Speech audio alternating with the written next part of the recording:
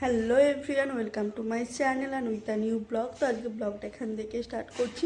আর এখন বিছানার বেডটা গোছাবো। প্রচণ্ড সব কিছু অগোছালো হয়ে আছে, ঘরের অবস্থা প্রচণ্ড খারাপ। তো ফার্স্ট আগে বেডটা ক্লিন করব, তারপর ঘর মুছবো, অনেক কাজ আছে।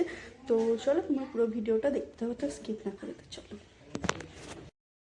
দেখতেই পাচ্ছ ঘরের অবস্থা প্রচন্ড খারাপ, বিছানাপত্র সব অগোছালো হয়ে আছে, নিচে নোংরা হয়ে আছে। তো এগুলো এখন ক্লিন করব। ফার্স্টে বেডটা ক্লিন করে নেব। তো চলো, ফার্স্টে আমি ভালো করে বেডটা ক্লিন করে নেবো। এখন কম্বলগুলোকে ভালো করে ভাঁজ করে নিচ্ছে। আর এখন যা ঠান্ডা পড়েছে, সকালবেলা ঘুম থেকে ওঠাটাই একটা বড় ব্যাপার।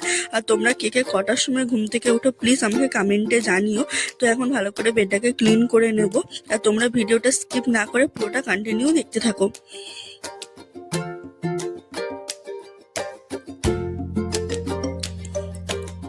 তো তারপর এখন জানলাগুলোকে খুলে দেবো। খুলে দিলে বাইরের যে রোদটা সেটা ঘরের মধ্যে আসবে। আর এখন শীতকালে বাইরে রোদ আসলেও ঘরটা খুব উষ্ণ থাকে, তো তাই জন্য জানলাগুলোকে খুলে ভালো করে ক্লিন করে নেবো। তারপর বেডটাকেও ভালো করে পরিষ্কার করে ঝেড়ে নেবো। এখন বালিশগুলোকে ঠিকঠাক করে রেখে দেবো।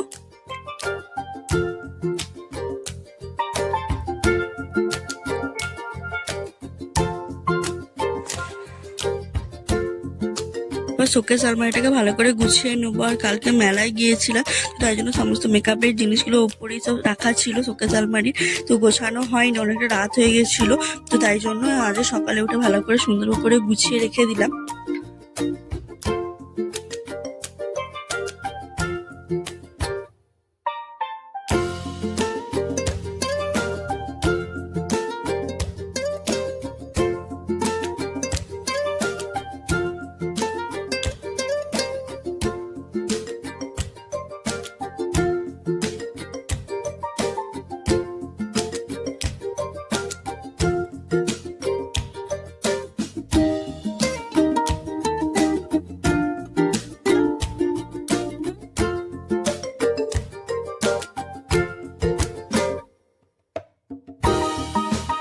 মেঝেটাও ভালো করে ঝাঁট দিয়ে নেবো। এরপর মেঝেটা ঝাঁট দেওয়ার পর মেঝেটাকে ভালো করে মুছেও নেবো।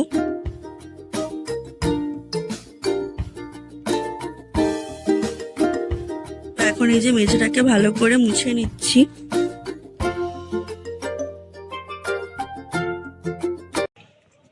তো এখন বাজে বিকেল ওই 4:30 পৌনে 5টার মতন।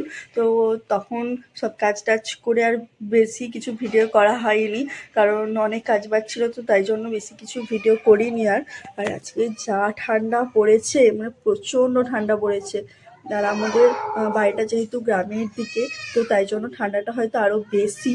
তো যাদের বাড়ি শহরের দিকে তাদের হয়তো ঠান্ডা কম হতে পারে, কারণ শহরের ওদিকে কলকারখানা ধোঁয়া টোয়া, তাই জন্য হয়তো কম হয়। তো জানি না আমি। তো যাদের বাড়ি শহর তারা কমেন্ট করে জানিও যে ওদিকে কেমন ঠান্ডা পড়েছে। আর আজকে রাতে ভাবছি একটা জিনিস বানাবো, তো সেটা হচ্ছে আলুর পরোটা। আমি আগে অনেকবার ট্রাই করেছি, ভালো হয় খেতে। তো শীতকালে আলুর পরোটা এগুলো খেতে তো বেশি ভালো লাগে। তো অনেকে ফুলকপির পরোটা, তারপর হচ্ছে এখন আর কিছুদিন পর উঠবে মটরশুঁটি কচুরিও খুব ভালো লাগে। আমি বানাবো আলুর পরোটা। আলুর পরোটা খেতে কার কার ভালো লাগে প্লিজ কমেন্টে জানিও। আর আজকে আমি যে আলুর পরোটাটা যেভাবে বানাবো তোমাদের সাথে রেসিপিটা শেয়ার করব। জানি তোমরা অনেকেই জানো রেসিপিটা, আর খেয়েও দেখেছো হয়তো, খুবই ভালো লাগে জিনিসটা খেতে। তো আমি আজকে যে বানাবো তোমাদের সাথে রেসিপিটা শেয়ার করবো, পারলে একবার ট্রাই করে দেখো যারা যারা করোনি। তো চলো বেশি কথা বলবো না, রেসিপির দিকে যাওয়া যাক।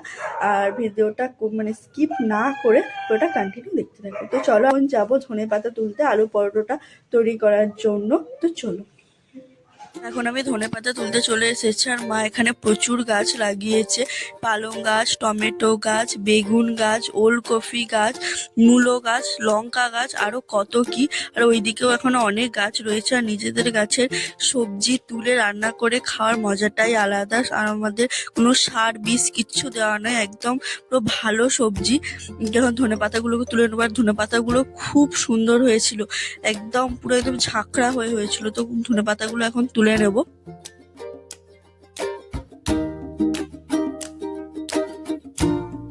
এখানে এখন ধনেপাতা তোলা হয়ে গেছে, এগুলো নিয়ে এখন ঘরে চলে যাব। এখানে এখন আটা মাখতে বসে পড়েছে, আর এর মধ্যে আমি কাঁচা লঙ্কা এবং কিছুটা ধনেপাতা মিক্সিতে ভালো করে পেস্ট করে নিয়েছিলাম। তো সেটা এখন আটার সাথে ভালো করে মা মেখে নিচ্ছে, তো ফ্লেভারটা খুব সুন্দর আসে ধনেপাতার। এখানে আমি এখন পেঁয়াজ, আদা, রসুন পেস্ট করে রেখেছি, আর এখানে ধনেপাতাও কিছুটা কুচিয়ে নিয়েছি। আর এখানে মা এখন এই আলু সেদ্ধটাকে ভালো করে মেখে নিচ্ছে, আর ওইদিকে আটাটাও ভালো করে মেখে লেচি কেটে রেখে দিয়েছে। এখানে কড়াইয়ে ফার্স্টে তেল দিয়ে দেবো, তারপর তেলটা হালকা গরম হয়ে গেলে এখানে আদা রসুনের যে পেস্টটা করে রেখেছিলাম সেটা দিয়ে দেবো। সে আদা রসুনের পেস্টটা দিয়ে ভালো করে এটাকে হালকা করে ভেজে নেব গোল্ডেন ব্রাউন করে। তো তারপর যে পেঁয়াজটা কেটে রেখেছিলাম সেটাকেও দিয়ে দেবো, দিয়ে পেঁয়াজটাকেও গোল্ডেন ব্রাউন করে ভেজে নেব। এরপর যে ধনেপাতাটা কেটে রেখেছিলাম সেটাকেও দিয়ে ভালো করে নেড়ে নেবো। তারপর যে আলু মাখাটা করেছিলাম সেই আলু মাখাটা দিয়ে ভালো করে পেঁয়াজ, আদা, রসুন এবং ধনেপাতার সাথে ভালো করে মিশিয়ে নেব। তো তারপর এর মধ্যে দিয়ে দেবো কিছুটা নুন স্বাদ মতন। তো নুনটা দিয়ে আবারও ভালো করে মিশিয়ে নেব। তো হয়ে গেলে এটাকে তুলে নেব। তো মা এখানে এখন আটাটাকে ভালো করে বেলে নিচ্ছে। তো তারপর যে আলুর পুরটা করে রেখেছিল সেই আলুর পুরটা ওপরে দিয়ে ভালো করে স্প্রেড করে ছড়িয়ে দেবে, দিয়ে এটাকে ফোল্ড করে দেবে। অনেকে এরকম করেও করে, আবার অনেকে এটাকে পুর ভরে ভালো করে বেলে নেয়। তো ওটা করলে চারদিক থেকে যে আলুর পুরটা বেরিয়ে যায়, ওটা অতটাও খেতে ভালো লাগে না। তাই জন্য আমার মা এভাবেই। তো এখন পরোটাগুলোকে ভালো করে সেঁকে নেবো, উল্টে পাল্টে ভালো করে সেঁকে নেওয়ার পর অল্প অল্প তেল দিয়ে এটাকে একদম গোল্ডেন ব্রাউন করে ভেজে নেবো পরোটাগুলোকে।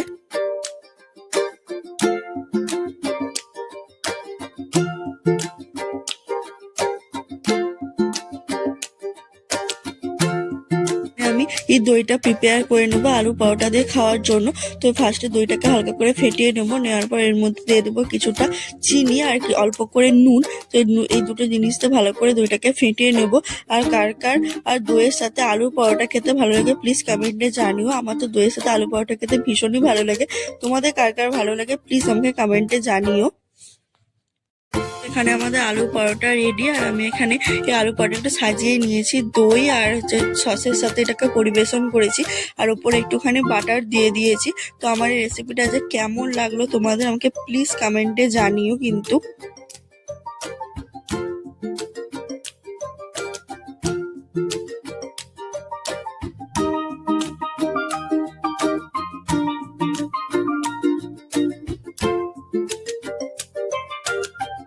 সত্যি আলু পরোটাটা খেতে ভীষণই ভালো হয়েছিল। তো তারপর বোনকে বললাম তুই একটু বল খেতে কেমন হয়েছে। তো ও রিভিউ দিল খেতে কেমন হয়েছে বললো। খেতে খুবই ভালো হয়েছে, আপনারা প্লিজ সবাই বাড়িতে ট্রাই করবেন। তো এখন এই যে উপরে চলে এসেছি, বাইরে প্রচণ্ড ঠান্ডা, এখন এবার ঘুমিয়ে পড়বো। ঠিক আছে, তো আজকের রেসিপিটা এবং ভিডিওটা তোমাদের কেমন লাগলো প্লিজ আমাকে কমেন্টে জানিও। তো তোমরা পারলে একবার প্লিজ ট্রাই করে দেখো। তেমন স্পেশাল কিছু নেই, তবু যতটা যা হয়েছে। তো এখন ঘুমিয়ে পড়বো, আর এই যে কাঁথা কম্বল, প্রচণ্ড ঠান্ডা পড়েছে। তো চলো আজকের মতো টাটা, আবার দেখাবে নেক্সট কোনো ভিডিওতে। তো আজকের মতো বাই, সবাইকে জানাই গুড নাইট।